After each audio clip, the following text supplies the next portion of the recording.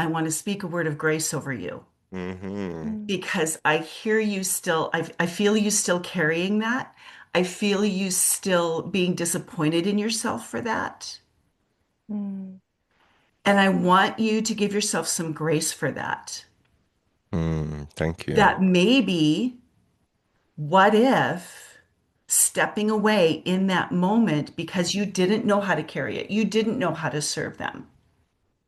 What if stepping away in that moment made space for the person, the support that they needed to come in to actually effectively support and help them? Welcome to Healing Conversations podcast. Podcast. Yes. Hello, everyone. Welcome back to Healing Conversations Mhm. podcast. Podcast. As you know, this is our safe space that we talk all things healing, all things expansion, all things growth, and we bring where we are in real life time to this space because as we are supporting you, we're supporting ourselves in this space of healing conversation. So I like to say, as we heal individually, we send that riffle off into the collective field and we be the change that we want to see instead of trying to make people change the things that we Mhm. see. Yes, and this is a collective conversation. So make sure you are hitting us up on Instagram, YouTube comments, Spotify reviews, all the things. Slide into our emails and let us know how this conversation is impacting you.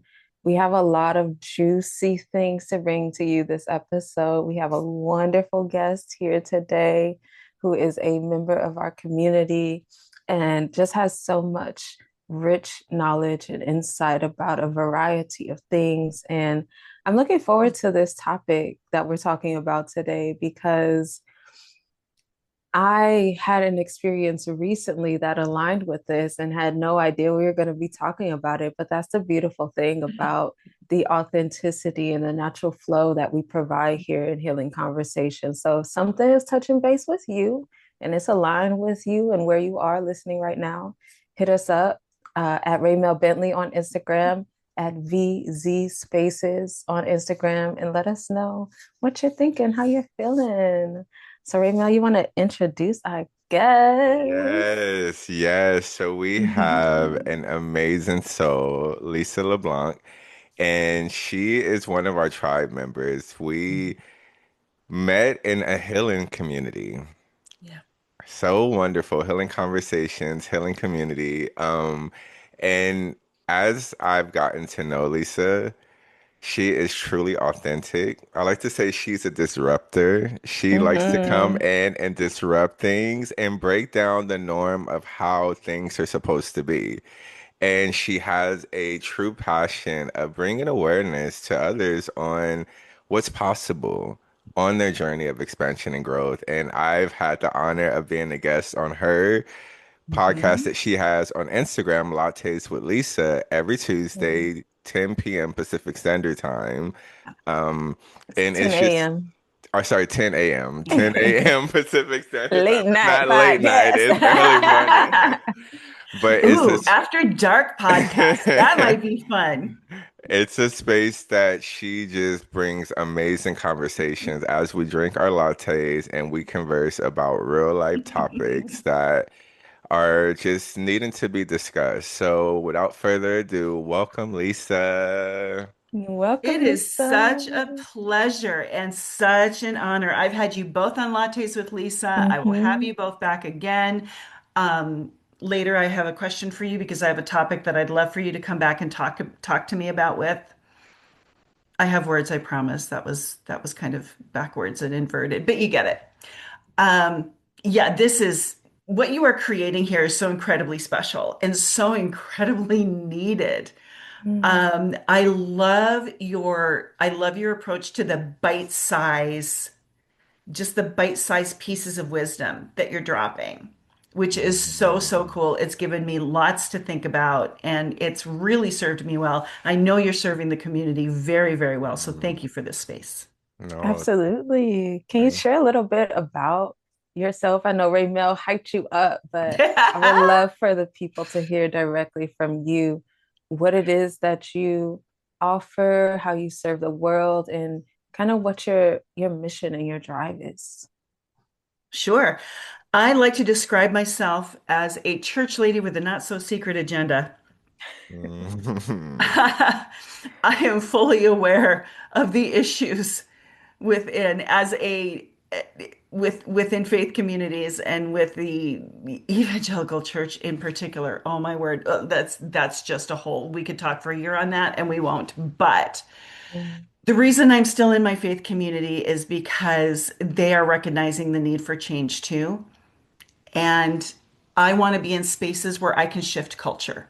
mm, Mm. I believe that we have done things very, very, very poorly.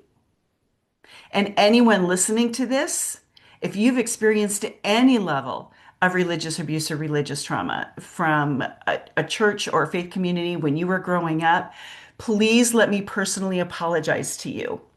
I Mm. believe in truth and reconciliation, and I believe the church has a lot to apologize for. I also believe that if we get back to our original mission, there's a lot that we can do right. So that's why I'm still there, because if I peace out, and let me tell you, that is really tempting sometimes. Mhm.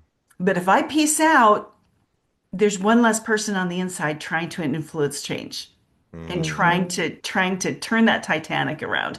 I feel like I'm the one jumping off the side of the ship and pushing against it, and we are swimming as hard as we can, and we're asking more people, jump in. Let's push this together and let's turn this Titanic of a thing around because we can do it better and we must do it better. And it all came as a result of my own personal healing from my own ACEs, which if you're not familiar with that term and you're listening, adverse childhood experiences.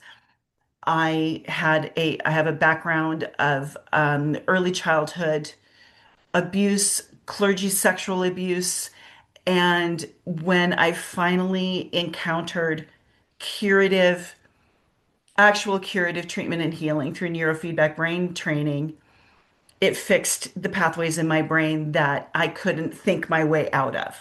mm, Therapy helped, medication helped, all those things helped, but the brain was still broken. mm, It's kind of like hopping on one leg because your other leg is broken, but not going to the doctor to get the bone fixed. So I went Mm. to the doctor and I got the brain fixed, and that cleared up everything.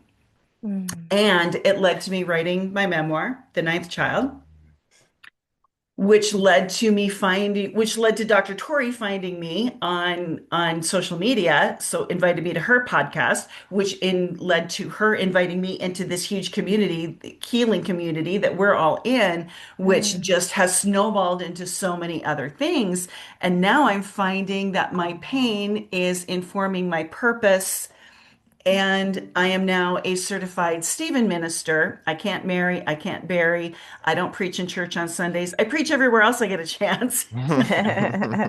I preach in coffee shops, sitting with friends and talking to people who need support. But what a Stephen minister does is come alongside in a one-to-one mentorship relationship and just walk alongside people in crisis.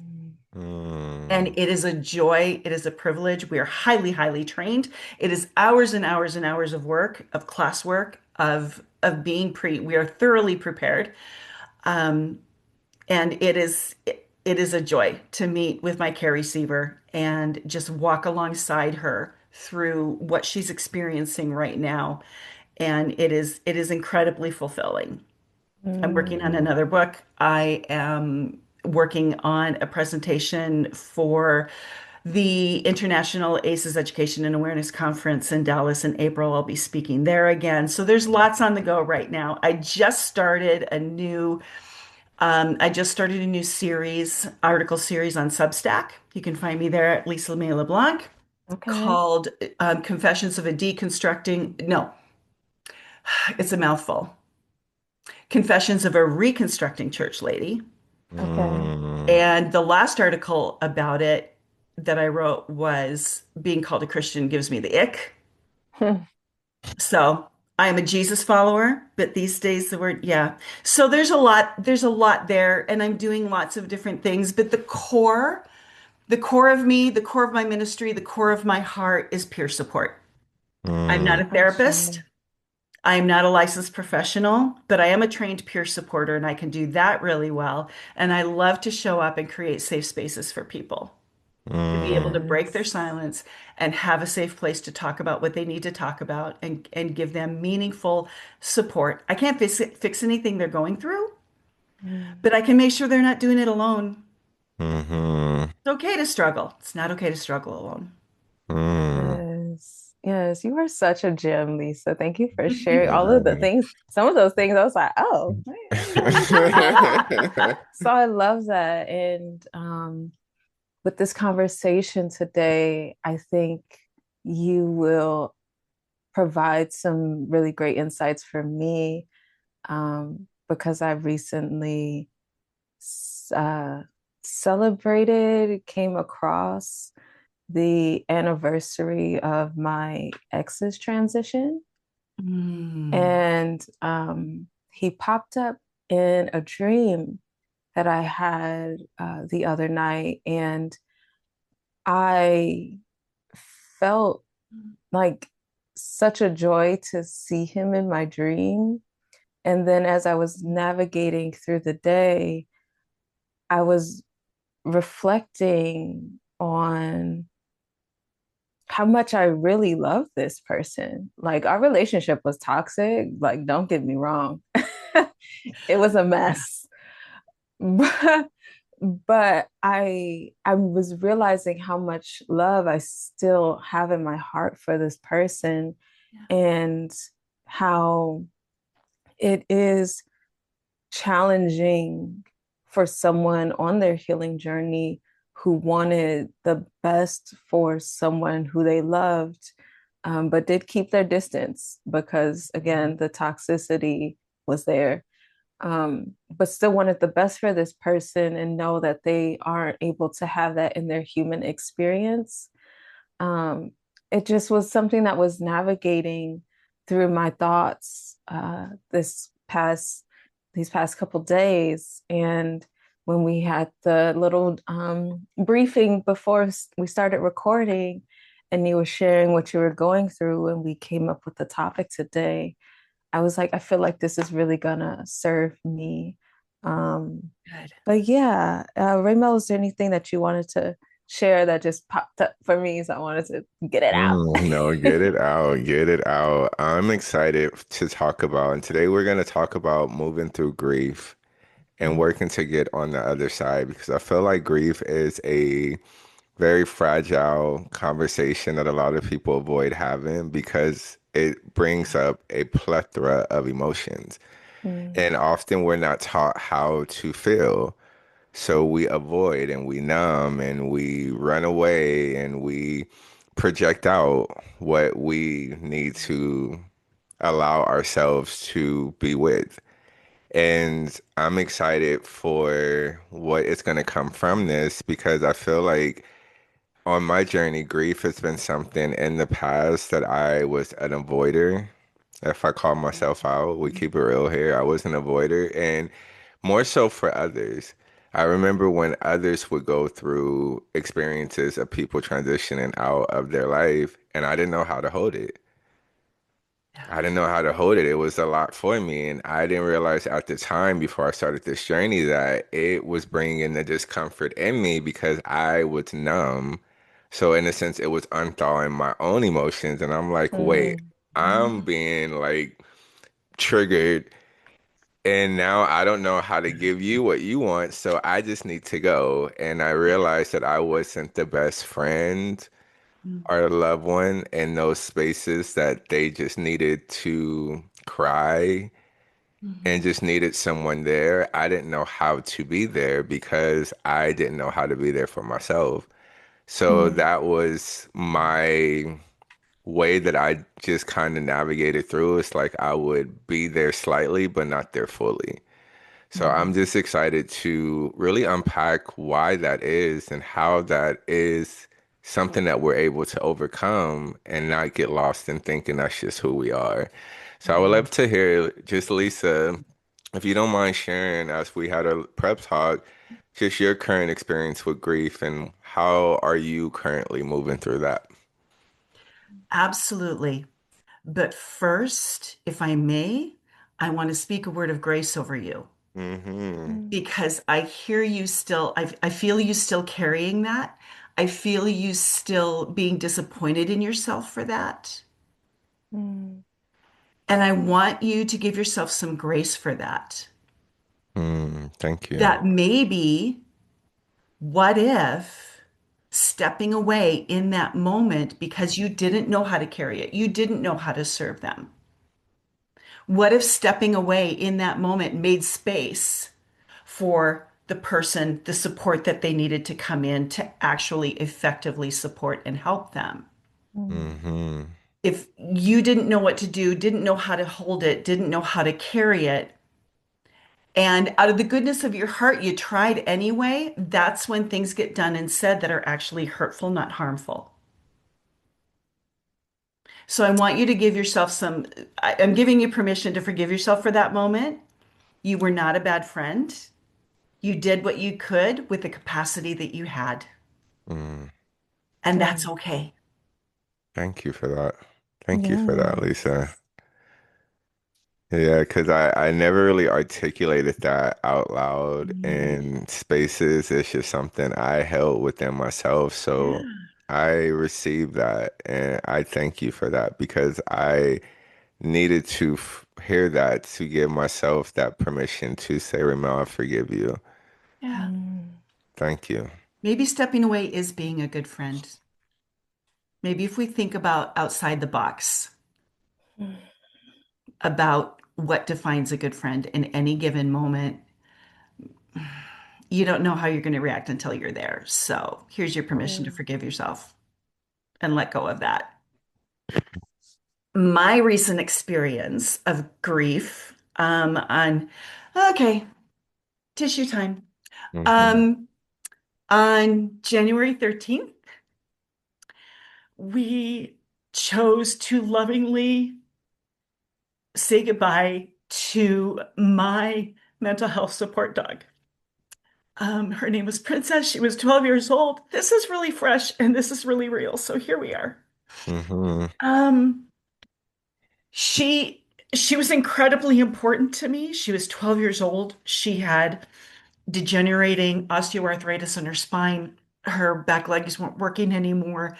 We kept her going for as long as we could to support a meaningful quality of life. And when we could no longer do that, we had a vet come to the home. The whole family gathered.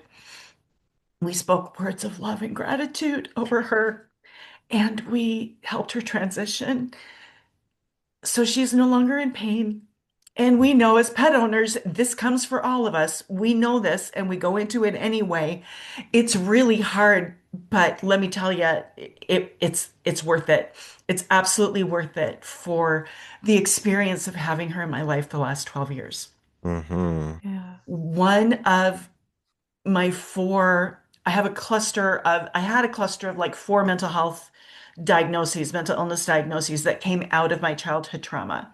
So I was struggling with depression and what I know now is CPTSD, complex PTSD, and anxiety and suicidal ideation was the big one. That was the big one. Out of all of them, suicidal ideation and depression, they were like the worst kind of twins Mm. for me.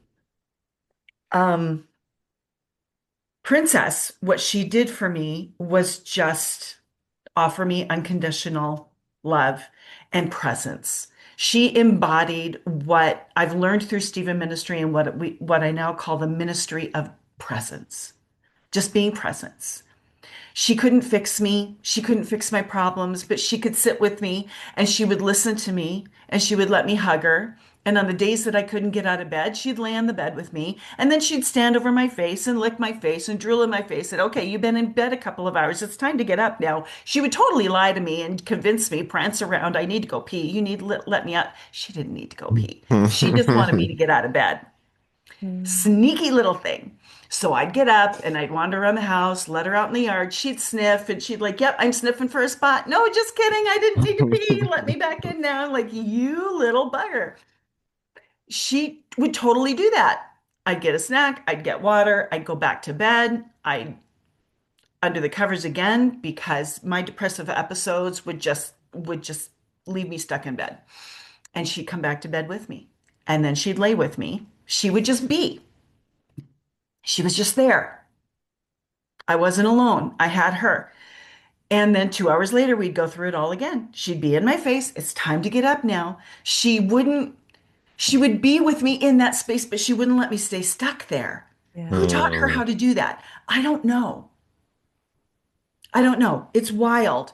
But her presence fed my spirit and my soul in such a way that was so deeply meaningful that she kept me going on really, really hard days when my suicidal ideation kicked in. And in that state, I truly believed my family would be better off without me because I was not functioning. I was not serving them. This was not good for me. It was not good for them either. It would give them a measure of relief to not have to deal with me and my mental illnesses anymore. And then I would look at her face. They might be okay, and they would be sad, and they would grieve, and it would be a horrible experience for them that they would carry for the rest of their life, but it would still be better than having to deal with me in this state. This was as recent as 2020, just so you know. mm, And then I would look at her Mm. and I would think, I chose her. She Mm. is mine. I went to that breeder. I went and sat on that floor. She climbed in my lap. She chose me.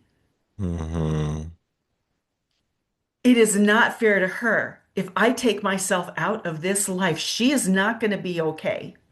She's not going to be able to understand. There's not going to be a grief therapist for her. There's not going to be pastoral care for her. She's just going to be left wondering why the person that she is most deeply attached to all of a sudden just disappeared. Mm. I can't do that to her. She stood in the gap for me between me and that edge mm, more than a couple of times. Mm.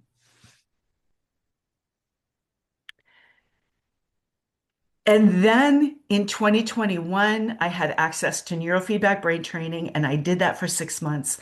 It repaired the broken neural pathways in my brain. It rebuilt the pathways that didn't connect because when early childhood trauma happens, it will break neural pathways that exist. It will also prevent developmental neural pathways from being created because of the trauma, and it literally shifts the physiological makeup of the brain. Neurofeedback brain training can fix that. It's like coming into a broken down road system and rebuilding the overpasses. Now we've got a traffic pattern that flows smoothly and nobody's fallen off into the ditch. mhm, Once that happened, then that cleared that up, and my suicidal ideation resolved, my depression resolved, my CPTSD resolved to a huge degree. My anxiety resolved to a huge degree. I now experience these things, but on neurotypical levels, and I have good coping strategies. And the medication that wasn't working for me, I don't need anymore. Mm. I'm clear, I'm stable. I would not be here without neurofeedback. But even before that, I would not be here without my dog. mm, Mm. So if you're out there and you're listening to this, and sorry, sad pet story warning, should have trigger warned that. Um, if you're grieving hard over a dog, over a cat, over a bird, over a gerbil, over it is valid. Let me give you mhm, permission if you need permission to grieve as hard as you need to grieve for that beautiful creature that Mhm. supported you and that loved you and that gave you the gift of a ministry of presence to you. You have permission to grieve as hard as you need to grieve. Because when Yes. I really sat and thought about this, like, why is this so? Like, I know why it's so hard, right? mhm, You now hearing my story, you know why it's so hard. But why am I grieving so hard for my dog that I had in my life for 12 years? I didn't grieve this hard for my father. I didn't grieve this hard for my mother. And I really stopped in my tracks. And that made me think, God bless Leah Abraham. She was one of your guests. She has her 5-step healing. Oh my goodness. I'm mhm, going to go back and take mhm. it again. Quick sideline plug. I plug her and her 5 step every chance I get. Mm-hmm. She taught me, I learned this specifically from Leah. She taught me how to self-regulate, how to step outside of the overwhelming emotion, and how to look at it as information, Mhm. Mm-hmm. how to get curious. Stop beating yourself up, Lisa. Just get curious. What are you curious about? What questions do you want to ask? So I said, thank you, Leah. I stepped out of that and I got curious and I looked at my grief as information. And here's what I discovered. I had a secure attachment to my dog Mhm. that I never had to my family of origin. Mm-hmm. Now, my princess that I just lost now is actually princess number two because I grew up with a princess. In fact, she's my first princess is on my front cover, and there's a picture of me at 7 years old with my first princess on the farm. She was a puppy when I was a baby, and she claimed me. And I talk about her a lot in my book. I had a secure attachment to my first princess that I never had to my mother, I never had to my father, I never had to anyone in my family, not my 8 older siblings, not my grandparents. I didn't know before I knew what attachment was. Mhm. I felt safe. She was my safe place. There was no other safe place for me other than my dog. And when I was struggling with my mental health and my depression and my suicidal ideation, I had no safe place to put that. I had no safe place to go with that except for my dog. I'm sure as heck wasn't safe in my faith community with all of these things. I mean, hello, religious trauma and expectations. I Mm-hmm. wasn't safe there. I couldn't,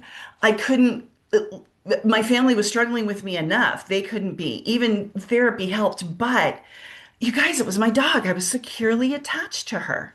Mm-hmm. Mhm. All my other attachments were anxious. They were avoidant. They were maladaptive attachments, but not to my dog. And when I Mhm. realized that and that attachment piece fell into place, it was a huge validation. And I was able to remove the last shreds of stigma and shame around grieving for my dog. I want you to give yourself